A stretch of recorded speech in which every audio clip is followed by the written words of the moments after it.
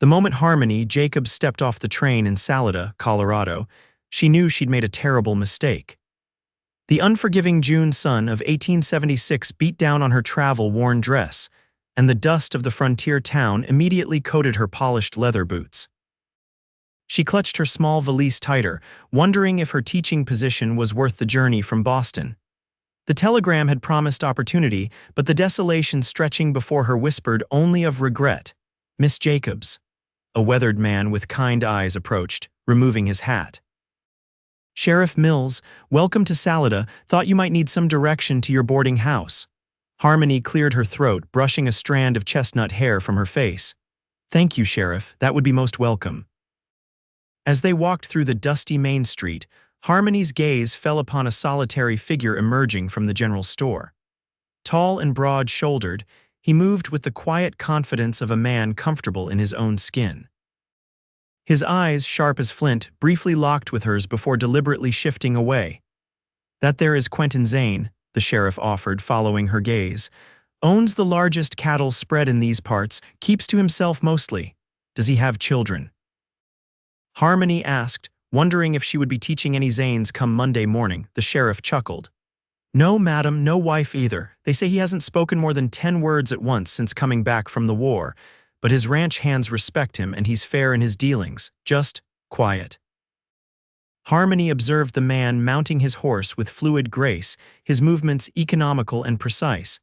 Something about his isolation called to her, a fellow outsider in this rugged landscape. "Here we are," the sheriff announced, stopping before a modest 2-story structure. "Mrs. Wilcox runs a clean establishment. She'll get you settled."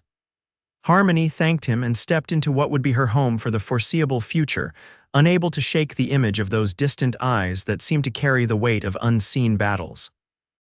The schoolhouse stood on the edge of town, a plain wooden structure with a small bell tower. Harmony arrived early Monday morning, arranging primers and chalk with methodical precision.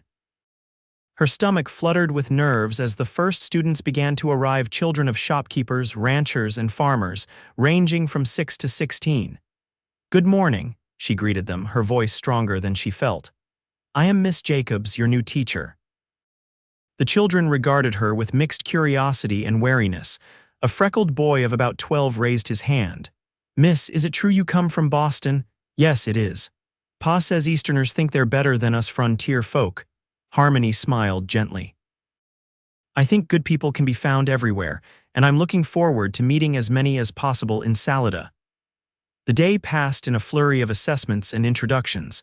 Some children could barely write their names, while others showed remarkable aptitude.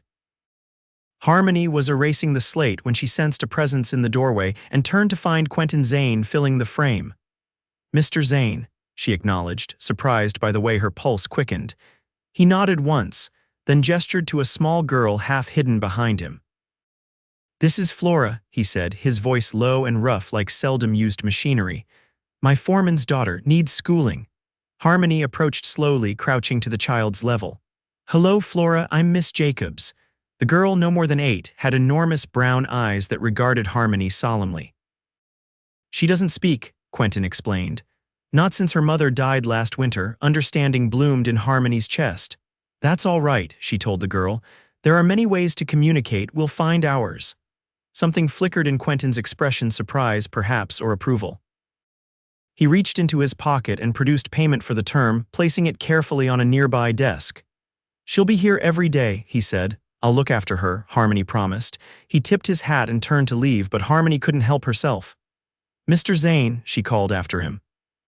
"Do you enjoy reading?" He stopped, shoulders stiffening slightly before he half turned.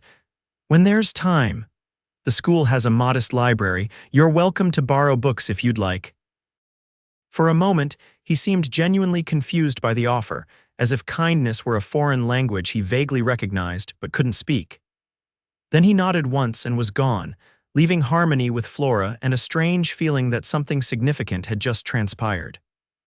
Flora proved to be bright and attentive, communicating through nods, gestures, and careful writing. When Quentin came to collect her that afternoon, Harmony handed him a small drawing the girl had made. "She has talent," Harmony said. Quentin studied the childish sketch of horses with unexpected intensity. Her mother drew, he said after a moment, tucking the paper carefully inside his vest. Each day, Flora arrived at school accompanied by either Quentin or his foreman, Miguel Santos. Harmony began sending home books with the child's simple stories at first, then more complex tales she thought might interest Quentin. Occasionally, they would return with brief notes in a strong, masculine hand. Flora enjoyed this, or thank you for the loan. One evening in late July, Harmony was gathering wildflowers on the outskirts of town when a rider approached. She straightened, shading her eyes against the setting sun, recognizing Quentin's silhouette against the amber sky. "Evening, Miss Jacobs," he said, dismounting. His horse, a magnificent chestnut gelding, nickered softly. "Mr. Zane," she replied, suddenly conscious of her wind-blown hair and dirt-smudged hands. He reached into his saddlebag and withdrew a book Thoreau's Walden, which she had sent home with Flora the previous week. "Thought I should return this myself," he said. "Thank you for the recommendation. Did you enjoy it?" she asked, genuinely curious. Something almost like a smile touched his lips. "Man who chooses solitude has my respect," he said, then gesturing to her flowers. "What are those for?" "I'm pressing them between book pages," she explained. "To preserve them, the wildflowers here are unlike anything in Massachusetts." Quentin studied her face with an intensity that made her breath catch. "There's a meadow near my property," he said finally. "Wildflowers you won't find near town. Could show you sometime." The invitation, hesitant as it was, surprised her. "I'd like that," she said simply. He nodded, as if confirming something to himself, then remounted his horse. "Sunday perhaps, if you're amenable." "Sunday would be fine," she replied, heart racing inexplicably. As he rode away, Harmony realized she was smiling. The taciturn rancher had just spoken more words to her at once than anyone in town had witnessed in years. The promised Sunday excursion was postponed when a summer storm swept through the valley, turning the dirt streets of Salida into mud and keeping most indoors. When Quentin appeared at the schoolhouse the following Friday, Harmony assumed he had come for Flora. But the child had already departed with Miguel. "Mr. Zane," she greeted him, setting aside the essays she'd been marking. "Miss Jacobs." He removed his hat, revealing dark hair in need of trimming. "About Sunday, weather's clearing, still interested in those wildflowers." His directness was refreshing after the forced pleasantries of Boston society. "Yes," she answered truthfully. "I would enjoy that very much." A nod. "I'll call for you at your boarding house. 10 o'clock, Mrs. Wilcox was predictably scandalized when Harmony announced her plans to spend Sunday in the company of Quentin Zane. "A respectable woman doesn't go riding alone with a man," the landlady insisted, her thin lips disapproving. "Especially not a man like that." "A man like what?" Harmony challenged gently. "From what I understand, Mr. Zane is well respected in this community." "Respected, yes. Known, no," Mrs. Wilcox sniffed. "Nobody knows what goes on in that head of his, and that ranch of his is miles from anywhere." "We're going to see wildflowers, Mrs. Wilcox." "In broad daylight, I'll bring my sketchbook and botany guide." The older woman seemed unimpressed by these scientific intentions. "At least take a chaperone." "At 26, I believe I'm past the age of requiring supervision," Harmony replied firmly, "but I appreciate your concern." Sunday dawned clear and mild. Harmony dressed in her most practical skirt and a shirtwaist that could withstand outdoor activity. She packed her botanical reference book, a small sketch pad, and a cheese sandwich Mrs. Wilcox had grudgingly provided.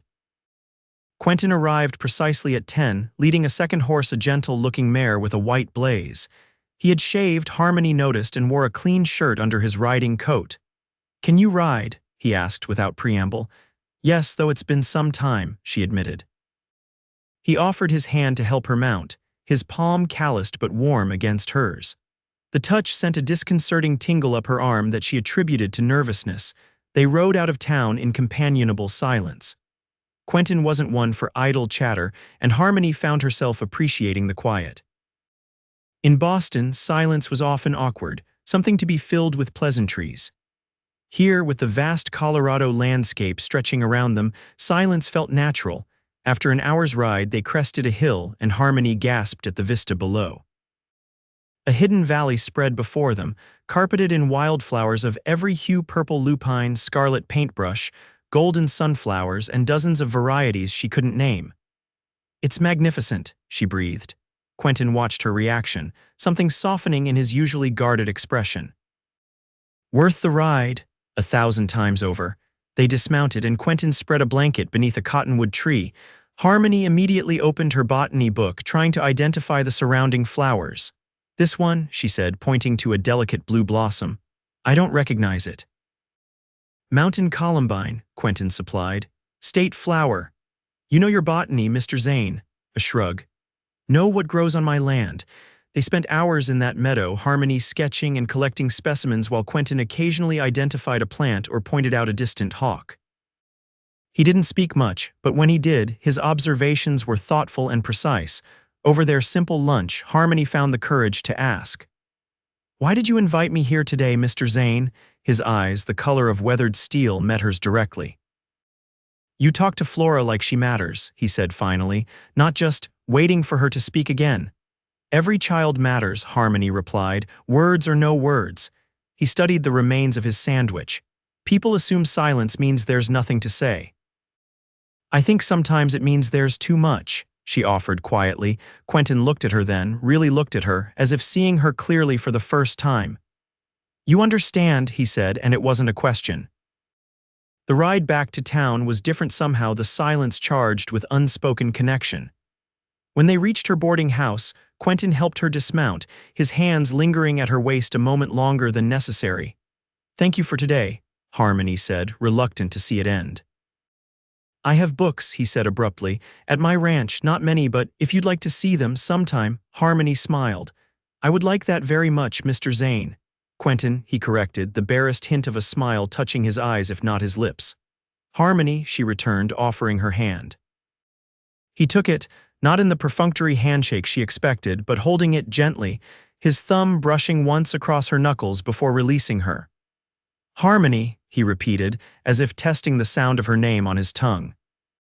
Then he mounted his horse and rode away, leaving her with wildflowers in her basket and a strange fluttering in her chest. Word of their excursion spread through Salida with predictable speed. The following morning, several mothers regarded Harmony with newfound suspicion when dropping off their children, while others showed increased curiosity. "Heard you spent Sunday with Quentin Zane," the general store owner commented when Harmony stopped for supplies after school. "Man hasn't courted a woman since before the war, far as anyone knows." "We observed wildflowers, Mr. Pearson," Harmony replied evenly. "Hardly courting," the storekeeper chuckled. "Maybe not in Boston, miss." Flora continued to make progress in school, communicating more freely through writing and drawings. One afternoon, she tugged on Harmony's sleeve and presented her with a carefully folded piece of paper. Inside was a surprisingly detailed sketch of Quentin's ranch house, a substantial 2-story structure with a wide porch, nestled against a backdrop of mountains. "Is this where you stay when you're at Mr. Zane's ranch?" Harmony asked. The girl nodded, then pointed to an upstairs window and wrote, "My room when Mama and Papa visit." "It looks like a lovely home," Harmony said, studying the drawing. "Does Mr. Zane live there alone?" Flora wrote, "Him and books and quiet." Something about the child's simple description touched Harmony deeply. She carefully folded the drawing and tucked it into her pocket. "Thank you for showing me, Flora." Later that week, a package arrived at the schoolhouse, a wooden box containing carefully mounted botanical specimens from the meadow they had visited, labeled in Quentin's strong handwriting. A note accompanied them. "For your classroom, students should know what grows in their own backyard." Harmony displayed the specimens prominently and wrote a thank you note that she sent with Flora. 2 days later, Quentin appeared at the schoolhouse after dismissal. "Got your note," he said, standing awkwardly in the doorway. "The specimens are wonderful," Harmony replied, gesturing to the display. "The children have been fascinated," he nodded, apparently pleased. "Town's having a harvest dance, Saturday next."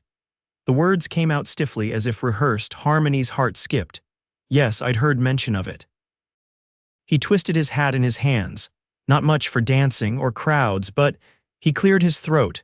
"Would you consider attending with me?" The request clearly cost him effort, and Harmony couldn't help but smile. "I would be honored, Quentin." Relief flickered across his features. "I'll call for you at 7 then." When he'd gone, Harmony pressed a hand to her cheek, surprised to find it warm.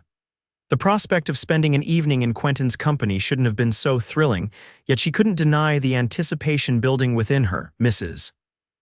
Wilcox was surprisingly supportive of Harmony's plans for the harvest dance. "A public event is entirely different from riding off alone to who knows where," she declared, helping Harmony press her best dress. "Besides, Quentin Zane might be peculiar, but he's a man of means." "Not a bad match for a schoolteacher." "It's just a dance, Mrs. Wilcox," Harmony protested, though the words rang hollow even to her own ears. "Of course, dear," the landlady replied with knowing eyes, just as Sunday was just about wildflowers. The night of the dance arrived clear and cool. Harmony wore her one fine dress, midnight blue silk with modest lace trim at the collar and cuffs. She pinned her hair up more elaborately than usual and permitted herself a small dab of rose water at her wrists and throat. Quentin arrived precisely at 7, dressed in a formal black suit that transformed him from rugged rancher to distinguished gentleman. His eyes widened appreciably at the sight of her. "You look." He began, then seemed to struggle for words. "Fine," he finished lamely, though his gaze suggested stronger sentiments. "Thank you," she replied, accepting his offered arm. "You're quite handsome yourself." A flush crept up his neck at the compliment, and Harmony found his discomfort endearing. The town hall had been transformed with harvest decorations, dried corn husks, pumpkins, and paper lanterns, creating a festive atmosphere. A small band played lively tunes, and couples already filled the dance floor. Their entrance caused a noticeable ripple of attention. Quentin Zane at a social function was unusual enough. Quentin Zane escorting the schoolteacher was unprecedented. "Everyone's staring," Harmony murmured. "Let them," he replied, his hand warm at the small of her back as he guided her to a refreshment table. They found seats along the wall, where Quentin seemed content to observe the proceedings. Harmony greeted parents of her students and accepted a few invitations to dance from local merchants and the town doctor. Each time she returned to Quentin's side, finding comfort in his steady presence amid the swirling activity. "You don't have to sit with me all evening," he said after she declined another dance invitation. "I know I'm not much company at these things." "I'm exactly where I want to be," she assured him. The band struck up a slower melody and Quentin straightened in his chair. "Would you?" He hesitated, then squared his shoulders. "May I have this dance?" Surprised and pleased, Harmony placed her hand in his. "I'd like that." His hand settled at her waist with careful propriety as he led her onto the floor. His movements were surprisingly graceful for a man who claimed not to dance much. "You're quite good at this," she observed. "Mother insisted on lessons before the war." His expression darkened momentarily. "Feels like another lifetime. What was it like before? I mean," his eyes grew distant. "Simpler. Believed things were black and white then." His hand tightened slightly at her waist. "Lost that notion at Shiloh." Harmony understood then the source of his silence, the shadows that sometimes crossed his face. "I'm sorry," she said softly. "Don't be," he replied. "War taught me the value of peace, of—" He looked down at her, something vulnerable in his gaze, "of moments like this." The music swelled around them, and Harmony felt as though they were somehow apart from the rest of the room, encased in a bubble of shared understanding. When the dance ended, Quentin didn't immediately release her hand. "Would you show me those books you mentioned?" she asked impulsively. "At your ranch," surprise flickered in his eyes. "It's quite a ride. Perhaps next Sunday we could make a day of it." He studied her face as if searching for hesitation. "I'd like that," he said finally. "Very much." The remainder of the evening passed in a pleasant haze. Quentin even danced with her once more before escorting her home, their walk punctuated by comfortable silences and brief observations about the festivities. At her door, he removed his hat, turning it nervously in his hands. "Thank you," he said, "for coming with me tonight. I enjoyed it tremendously." He nodded, seeming to wrestle with something. Then, with careful deliberation, he leaned forward and pressed his lips to her cheek, a gesture so chaste yet intimate that it took Harmony's breath away. "Good night, Harmony," he murmured, his voice rough with unspoken emotion. "Good night, Quentin," she replied, watching him stride away into the darkness, her hand rising to touch the spot where his lips had been. Mrs. Wilcox was scandalized by Harmony's plans to visit Quentin's ranch. "It simply isn't done," she insisted. A single woman visiting a bachelor's home. What will people say? They'll likely say exactly what they're already saying, Harmony replied with unexpected firmness. That the quiet rancher and the Eastern school teacher are keeping company. And they wouldn't be wrong. The older woman's expression softened. You care for him. It wasn't a question, but Harmony answered anyway. I do, very much. Well then, Mrs. Wilcox sighed. At least take the pie I made yesterday. No sense arriving empty-handed. Sunday dawned bright and clear. Quentin arrived with a wagon rather than saddle horses, explaining that the journey would be more comfortable this way. Harmony settled beside him on the bench, the pie carefully packed in a basket at her feet, along with a book of poetry she'd brought as a gift. They left Salida behind, following a winding road that paralleled the Arkansas River before turning into a valley nestled between rolling foothills.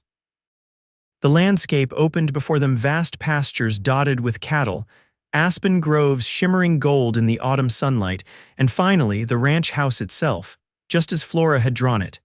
It's beautiful, Harmony breathed as they approached. Been in my family since '55, Quentin said, a note of pride in his voice. Father built it, added to it after I came back from the war. A Mexican woman emerged from the house as they pulled up, wiping her hands on her apron. Senor Zane, you bring company and me with no warning. Sorry, Carmen, he said, helping Harmony down from the wagon. Miss Jacobs, this is Carmen Santos, Miguel's wife and the finest cook in Colorado Territory. The woman snorted at the flattery but smiled warmly at Harmony. Welcome, Miss Jacobs. Flora speaks highly of you. She emphasized the word speaks, her eyes twinkling meaningfully. Flora is a wonderful student, Harmony replied, immediately liking the motherly woman. And I've brought pie, though I'm told your cooking is legendary. Carmen accepted the offering with appreciation, instructing Quentin to give their guest a proper tour while she prepared refreshments.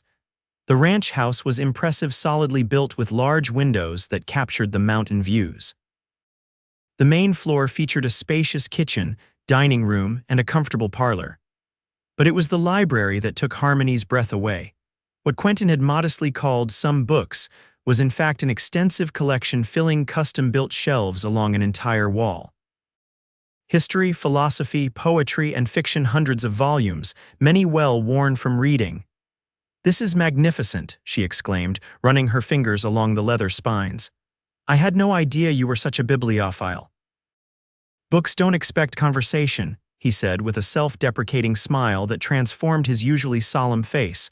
Harmony selected a volume of Whitman, but they do speak to us in their way, some more clearly than others. He moved beside her close enough that she could feel the warmth radiating from him. That one, helped after the war. She opened the book carefully, noting marginal annotations in his handwriting. I am the man I suffered, I was there, she read softly. Whitman understood, Quentin said quietly, what it means to witness and survive. Harmony looked up to find his face inches from hers, his eyes filled with an intensity that made her heart race. For a moment she thought he might kiss her, but Carmen's voice calling them to refreshments broke the spell. They spent the afternoon exploring the ranch, the stable with its fine horses, the bunkhouse where the cowhands lived, the workshop where Quentin crafted furniture in the winter months. Everywhere, Harmony noted touches of care and thoughtfulness. The vegetable garden tended for Carmen's cooking, the sturdy playground equipment Quentin had built for Flora, the comfortable quarters provided for his workers. You've built something remarkable here, she told him as they walked back toward the house, the sun beginning its descent behind the mountains. It's just a ranch, he replied, though his expression suggested her words had pleased him. No, it's a community, a home. She stopped, turning to face him. You care for these people. He looked uncomfortable with her assessment. They work hard, deserve fair treatment. It's more than that. She took a step closer, emboldened by the day's intimacy. You protect them, create a safe haven here, that's rare and valuable. His gaze dropped to her lips, then back to her eyes. Harmony, Senor Zane, Miguel's voice interrupted them as the foreman rode up rapidly. Riders coming, looks like trouble. Quentin's demeanor changed instantly, the openness Harmony had glimpsed disappearing behind a mask of authority. How many? 5, armed, recognized Farley in the lead, Quentin swore under his breath. Get back to the house, he instructed Harmony. Stay with Carmen. What's happening? She asked, alarmed by the sudden tension. Just a disagreement about water rights, he said, though his expression belied the casual words. Nothing for you to worry about. Quentin, please, Harmony. His voice softened briefly. I need to know you're safe. She nodded reluctantly and hurried back to the house where Carmen was already watching from the window. Who is Farley? Harmony asked, joining the woman at her post, landowner north of here, wants the creek that runs through Quentin's property. Carmen's expression hardened. Bad man. Threatened Miguel last month when he caught Farley's men damming the creek. Through the window, Harmony watched Quentin stride toward the approaching riders, Miguel and two other ranch hands flanking him. The confrontation was too distant to hear, but she could see the tense body language, the aggressive gestures from the man in the lead, presumably Farley. I should go out there, Harmony said, moving toward the door. Carmen caught her arm. No, miss, men like Farley, they don't respect women. You'd only make it worse for Quentin. Reluctantly, Harmony remained by the window. The discussion appeared to grow more heated, with Farley jabbing his finger toward Quentin's chest. To his credit, Quentin remained composed, his stance firm but not overtly aggressive. Finally, after what seemed an eternity, the riders turned and galloped away. Harmony released a breath she hadn't realized she was holding. When Quentin returned to the house, his expression was grim. I need to get you back to town, he said without preamble. What happened? Harmony asked. Nothing that need concern you. He began gathering her things, his movements brusque. I think it does concern me if I'm being rushed away because of it, she countered. He stopped, conflict evident in his eyes. Farley's made threats before, but this time he mentioned you by name. Cold fear washed over her. Me, why would he to get at me? Quentin's jaw tightened. He knows he hesitated, that I care about you. Despite the seriousness of the situation, her heart leapt at his admission. I'm not afraid. Well, I am, he said bluntly. Farley's dangerous. I won't risk your safety. And I won't be driven away by threats, she replied with equal firmness. But I will return to town today because it's the sensible thing to do, not because I'm being frightened off. A reluctant smile touched his lips. Stubborn woman. Principled, she corrected with a small smile of her own. The ride back to Salida was quieter, the easy companionship of earlier overlaid with new tension. When they reached her boarding house, Quentin insisted on escorting her inside. I'll speak to the sheriff tomorrow, he said. Might be best if you're careful until this is resolved. Farley's mostly talk, but he didn't finish the thought. I'll be cautious, she promised. But my students need their teacher. I won't hide away, he nodded, resigned to her determination. I'll have Miguel bring Flora to school for the next while. He's good with a gun. The casual mention of armed escorts sent a shiver through Harmony. The frontier suddenly seemed more dangerous than she'd allowed herself to acknowledge. Thank you for today, she said softly. Despite the interruption, I had a wonderful time, his expression softened. As did I. He took her hand, his calloused thumb brushing across her knuckles in that way that made her pulse quicken. May I call on you properly? I mean, I'd like that very much. He lifted her hand to his lips, pressing a gentle kiss to her fingers. Good night, Harmony. Good night, Quentin. She watched from the window as he drove away, her mind swirling with contradictory emotions, joy at their growing closeness, fear of Farley's threats, and beneath it all, a sense that she had found something precious and unexpected in this rugged land. The next few weeks brought a new routine. Quentin came to town more frequently, sometimes escorting Flora to school, other times appearing at dismissal to walk Harmony home. They took short rides on weekends, always staying close to town. They shared meals at the hotel restaurant and attended church together on Sundays, their relationship becoming a recognized fact in Salida's social fabric. Through it all, Harmony noticed how Quentin gradually spoke more in her presence, sharing childhood memories, ranch concerns, even occasional jokes. His natural reticence remained with others, but with her, words came more easily with each meeting. One cool October evening, they sat on the boarding house porch, a respectable distance apart, discussing books they'd both read. Mrs. Wilcox kept watch through the window, fulfilling her self-appointed role as chaperone. I've been invited to read poetry at the Thanksgiving celebration, Harmony mentioned. The town committee thought it would add cultural refinement to the festivities. You'll do it beautifully, Quentin said with conviction. She smiled at his confidence. I thought perhaps Whitman. His work feels appropriate for a frontier celebration. I hear he's considered controversial back east. All the more reason to introduce him to Salida, she replied with a mischievous smile. He chuckled, the sound still rare enough to delight her. You're not the conventional schoolteacher they expected, are you? Are you disappointed? His eyes, warm in the lamplight, held hers. Just the opposite. The moment stretched between them, charged with unspoken feelings until Mrs. Wilcox pointedly opened the door to announce it was getting late. Quentin stood reluctantly. I should go, early start tomorrow. As he prepared to leave, he reached into his pocket. Almost forgot, brought you something? He handed her a small package wrapped in brown paper. Inside, Harmony found a delicate silver pendant, a pressed mountain columbine preserved under glass. From the meadow, she breathed, recognizing the flower from their first excursion. Carmen helped with the pressing, had the setting made in Denver. He shrugged, suddenly self-conscious. Thought you should have something of Colorado to keep. Harmony was momentarily speechless, touched beyond words by the thoughtfulness of the gift. It's beautiful, she finally managed. Would you? She held out the necklace and turned, lifting her hair.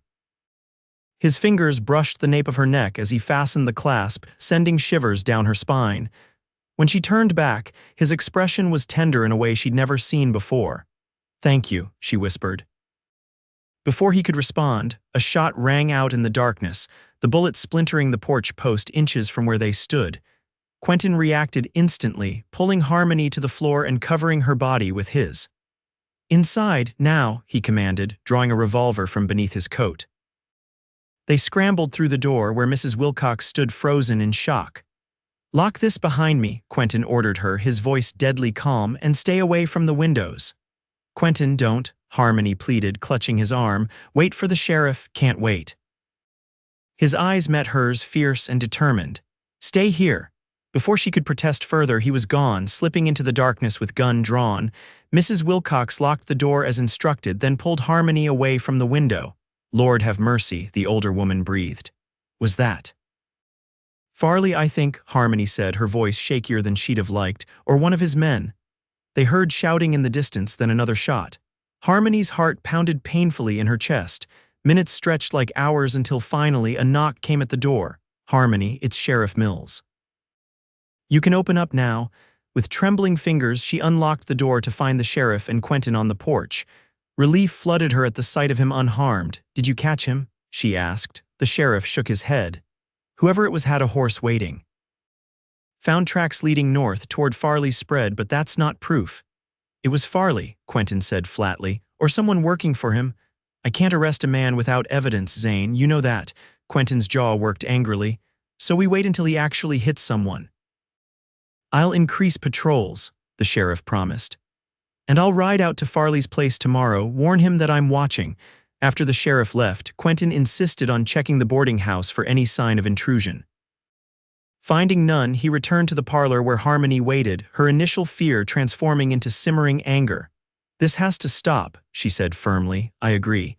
His expression was grim. I'll handle Farley. That's not what I meant. She stepped closer, laying a hand on his arm. I won't live in fear, Quentin, and I won't have you putting yourself in danger because of me. It's not because of you, he countered. Farley's had it out for me since I refused to sell him water rights last spring. You're just… He hesitated, a convenient target, she supplied. A way to hurt me, he corrected softly, reaching up to touch the pendant at her throat. He knows I care for you. The admission, stated so plainly, momentarily distracted her from their predicament. And I care for you, she replied, which is why I'm asking you not to confront him. Let the law handle this. He looked unconvinced but nodded reluctantly. I'll give Mills a chance, but I won't risk your safety. Nor I yours, she returned firmly. The following day brought an unexpected resolution. Sheriff Mills returned from Farley's ranch with news that the man had departed for Denver, reportedly to secure financing for a new mining venture. Said to tell you he's reconsidering his approach to the water rights issue. Mills informed Quentin when he came to town. Sounded like he might be willing to negotiate now. Quentin looked skeptical. Farley doesn't negotiate, he intimidates. Well, something's changed his tune. Could be that Denver investor has conditions about local disputes. Whatever the reason, the threat appeared to have diminished. Harmony noticed Quentin gradually relaxing his vigilance, though Miguel still escorted Flora to school most days. November brought preparations for Thanksgiving and the town celebration. Harmony found herself unexpectedly busy, not only with her poetry reading but also helping students prepare a historical pageant. Quentin assisted by constructing simple set pieces in his workshop and delivering them to the school. One afternoon, as he arranged the last of the backdrops on the school's small stage, Harmony found herself watching him work, admiring the fluid strength of his movements. "You're staring, Miss Jacobs," he commented without turning around. "Appreciating," she corrected, smiling when he glanced over his shoulder at her. He straightened, brushing sawdust from his hands. "Finished here. Anything else you need? Just your company at supper. Mrs. Wilcox is visiting her sister, and I confess I dread eating alone at the hotel." His eyes brightened at the invitation. "I'd be honored." They walked to the hotel dining room, where their regular appearances together had ceased to cause much comment. Over roast beef and potatoes, they discussed the upcoming celebration, the unusually mild weather, and a new book Harmony had received from her sister in Boston. "Would you consider spending Thanksgiving at the ranch?" Quentin asked suddenly. "Carmen always prepares enough to feed an army and—" "I'd like to have you there." The invitation touched her deeply. "I'd love that." His smile, rare and wonderful, transformed his face. "Good, that's good." After supper, he walked her back to the boarding house, their pace unhurried despite the evening chill. At her door, he seemed reluctant to say good night. "Harmony," he began, then stopped, searching for words. "These past months—" "Yes," she encouraged gently. He took a deep breath. "I've been alone a long time, by choice mostly. After the war, couldn't stand the noise. People talking without saying anything that mattered." She nodded, understanding. "But you—" He reached for her hand, holding it carefully between both of his. "Your voice, the things you say, they matter. They fill up all the empty spaces." Tears pricked at her eyes. "Quentin." "I'm not good with words," he continued doggedly. "But I need you to know I don't want silence anymore. I want your voice, every day, filling every corner of my life." The declaration, so heartfelt and honest, overwhelmed her. "I thought you preferred quiet," she whispered. "That my chatter might annoy you." He shook his head, looking bewildered by her misunderstanding. "Your voice is the only sound that brings me peace." Then, with gentle deliberation, he cupped her face in his hands and kissed her softly at first, then with growing intensity as she responded. When they finally parted, both breathless, he rested his forehead against hers. "I love you, Harmony Jacobs," he said, the words clear and certain. "Have almost from the moment you asked if I enjoyed reading." Joy bubbled up within her, bright and effervescent. "And I love you, Quentin Zane." Silent moments and all, his smile was luminous in the darkness. "Not planning on many silent moments if you're around." "Is that a complaint?" she teased. "A promise," he replied, and kissed her again. Thanksgiving at the Zane Ranch was everything Harmony could have wished for. Carmen outdid herself with a feast that included traditional American dishes alongside Mexican specialties. Miguel and the other ranch hands joined them at the long dining table, along with Flora and two neighboring families. Quentin, at the head of the table, seemed transformed by the occasion, still not garrulous, but welcoming and attentive, ensuring every guest felt valued. When he asked Harmony to recite her poetry before dessert was served, his pride in her was evident. She stood, feeling a moment's nervousness before these people who had become important to her. "I hear America singing," she began, Whitman's words flowing naturally as she looked around the table, her gaze finally resting on Quentin. "The varied carols I hear. Each singing what belongs to him or her and to none else." The appreciation in his eyes gave her confidence, and she continued through the poem, her voice strong and clear in the warm room. When she finished, the applause was generous, but it was Quentin's quiet beautiful that meant everything. Later, as twilight settled over the ranch, they walked alone to a hilltop overlooking the property. The first stars were appearing in the deep blue sky, and lamps glowed in the windows of the ranch house below. "Thank you for today," Harmony said, nestling against him as he wrapped a blanket around them both. "It was perfect." Almost perfect, he replied mysteriously. Before she could question him, he turned to face her, taking both her hands in his. Harmony, I've been thinking about what you said about building a community here. She nodded, remembering their conversation from weeks earlier. You were right, but it's not complete yet. He drew a deep breath. It needs you, I need you.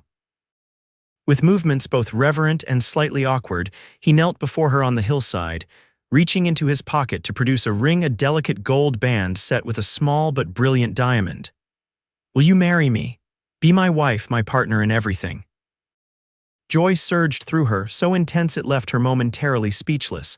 She dropped to her knees beside him, framing his beloved face with her hands. Yes, she whispered, then louder. Yes, Quentin Zane, I will marry you. His smile was radiant as he slipped the ring onto her finger, then gathered her close in a kiss that promised a lifetime of shared moments, both silent and spoken. Winter descended on Salida, bringing snow to the mountains and preparations for a Christmas wedding. The town buzzed with excitement, partly for the celebration itself, partly for the unexpected romance between the silent rancher and the Eastern school teacher. Never seen Zane so talkative, Sheriff Mills commented to Mrs. Wilcox as they watched the couple emerge from the general store, arms laden with packages.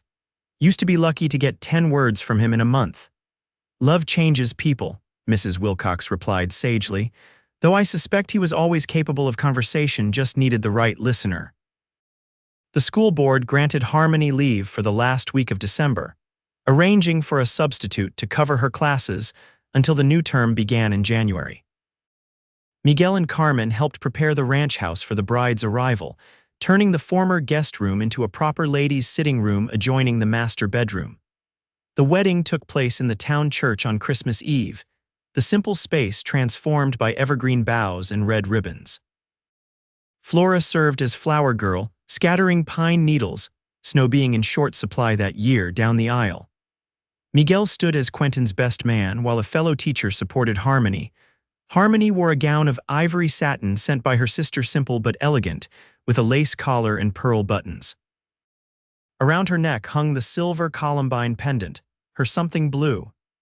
Quentin, usually most comfortable in ranch clothes, cut a striking figure in his formal suit, his dark hair neatly trimmed and his face clean-shaven for the occasion. As Harmony walked down the aisle toward him, she saw in his eyes everything she'd ever wanted: love, respect, partnership, and a promise of shared tomorrows. When it came time to speak his vows, Quentin's voice rang clear and steady through the church, without a trace of his usual reticence. I, Quentin, take you, Harmony, to be my lawfully wedded wife, he declared. I promise to cherish your voice as the sweetest sound in my world, to listen when you speak and understand when you don't, to build our home on the foundation of shared words and comfortable silences. By the final I do, there wasn't a dry eye in the church.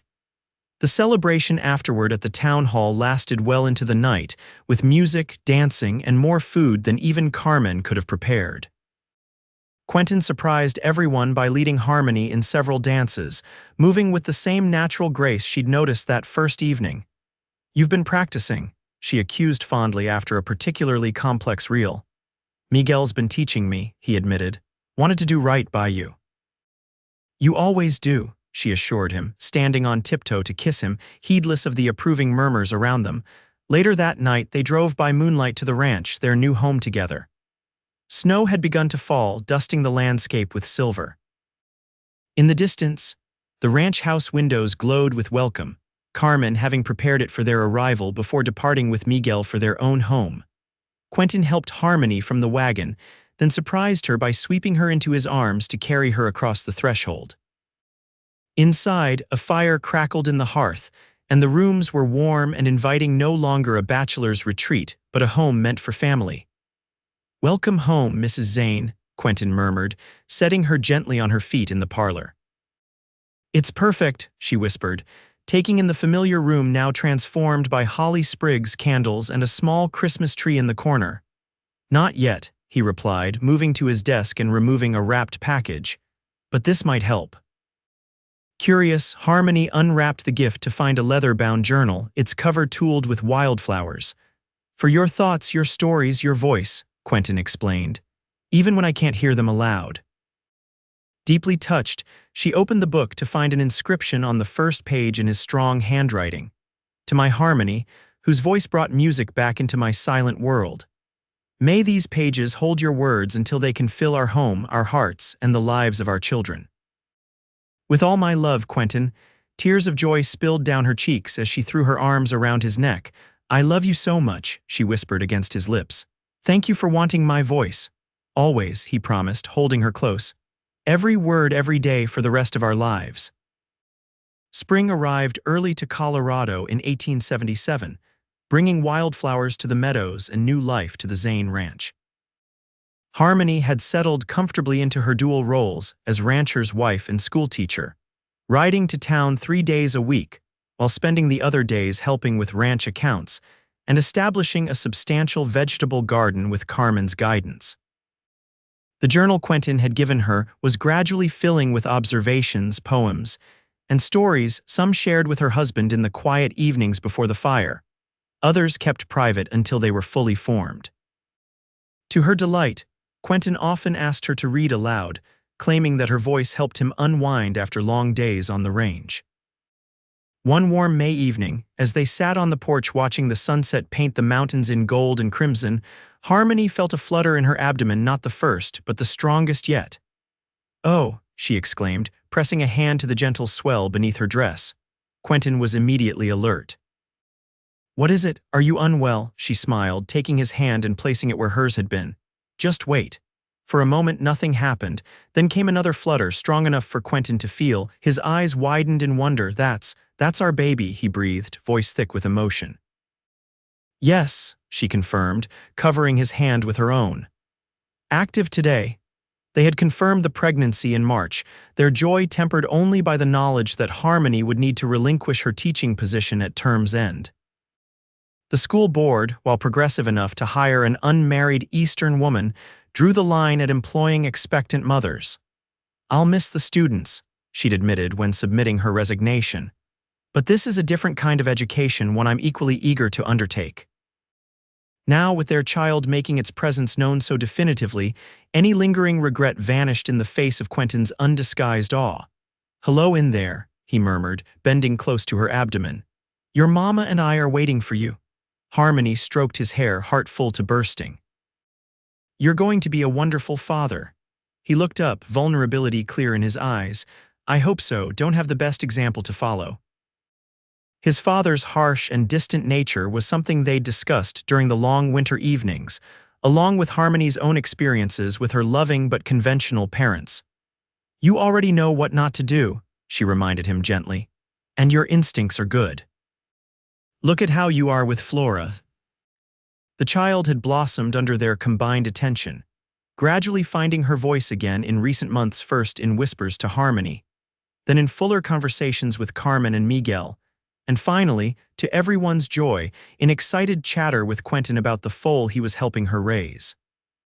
"Speaking of children," Quentin said, straightening, "I've been thinking. The room next to ours, it would make a fine nursery, but it needs windows facing east. Thought I might hire carpenters from town to add them." Harmony smiled at his planning. "That sounds perfect, morning light for the baby.